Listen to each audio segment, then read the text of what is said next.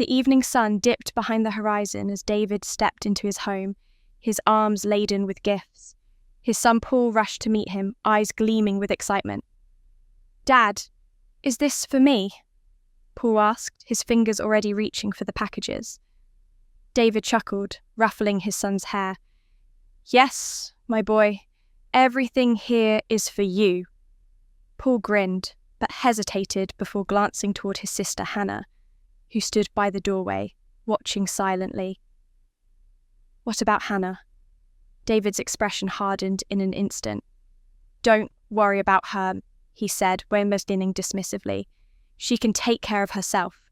One day she'll get married and belong to another family. I will not waste my money on a daughter who won't even carry my name." Hannah's heart clenched at her father's cruel words. Tears pricked her eyes, but before they could fall, her mother Agnes pulled her into a comforting embrace. "Don't cry, my love," Agnes whispered. "One day you will prove him wrong." Hannah wanted to believe her mother's words, but how could she? Every day she watched her father shower Paul with love, attention, and gifts while she remained invisible in his eyes.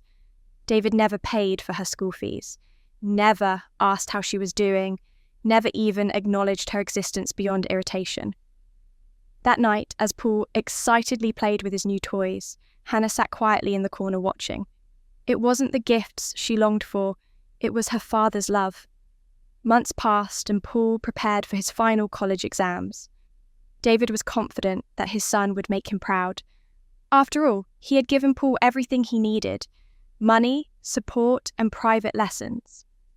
But when the results came, David's world shattered.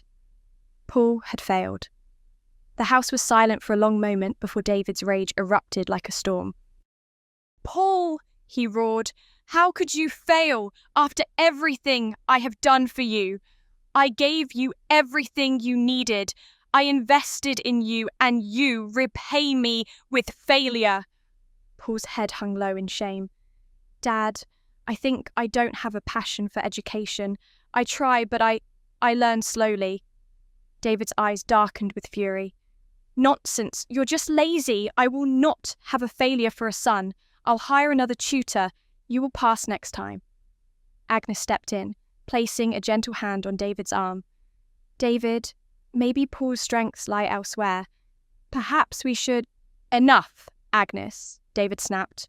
"I won't tolerate this nonsense." Despite the extra lessons, Paul failed his exams again. On the same day, Hannah returned home with an envelope in her hands. She stood in the living room where her family sat in tense silence. The living room was silent, thick with tension. Hannah stood before her family, gripping the letter in her hands, her heart pounding.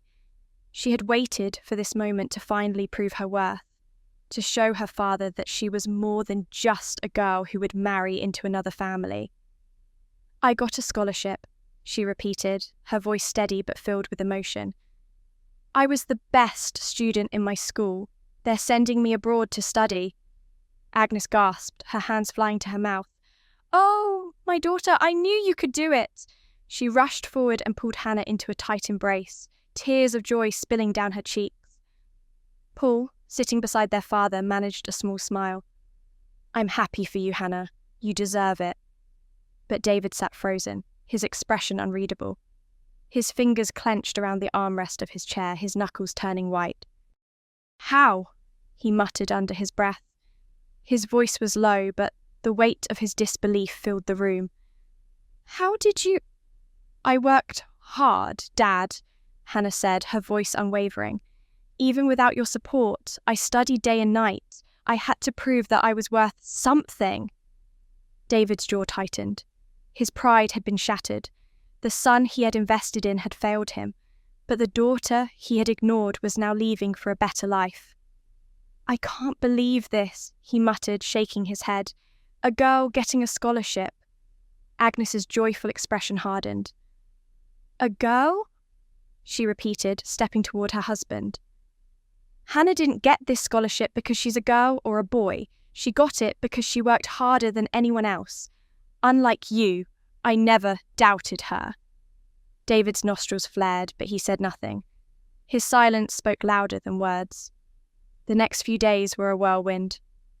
Hannah prepared to leave for the airport, her heart heavy yet excited for the new life ahead. Agnes helped her pack, slipping in small notes of encouragement between her clothes. On the day of departure, Paul hugged her tightly. "Take care, okay?" he whispered.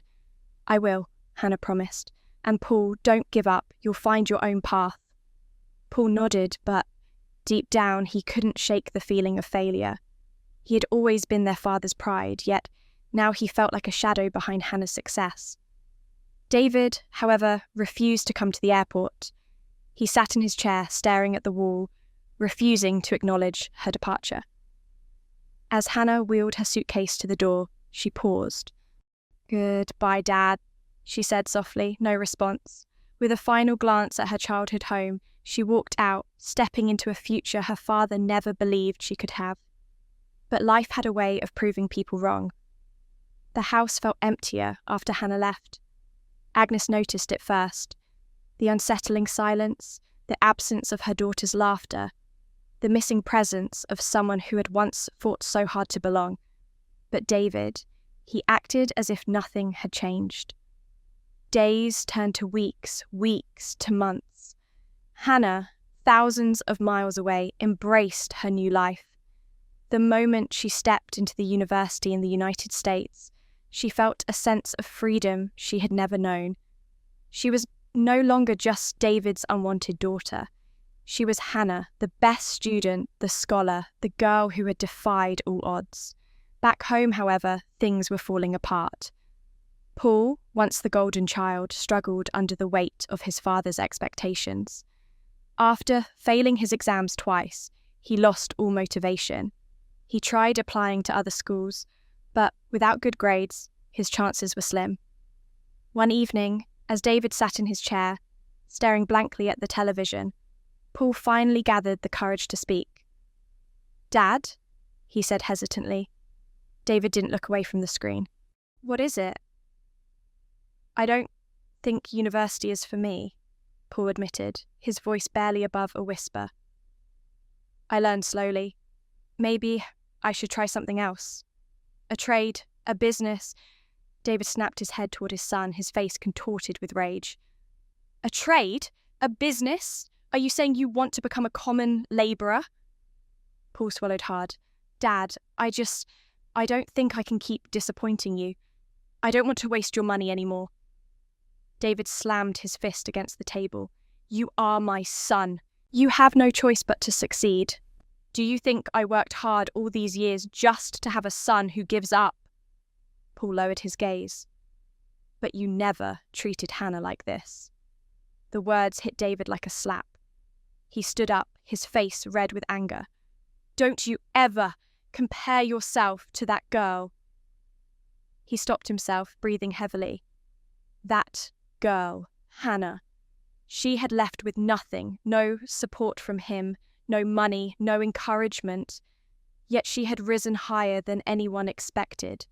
And Paul, his beloved son, the one he had given everything to, was crumbling right before his eyes. That night, David sat in silence, staring at the framed photo of his children on the wall. For the first time in his life, doubt crept into his mind. Had he been wrong all along? Meanwhile, in the United States, Hannah was excelling in her studies.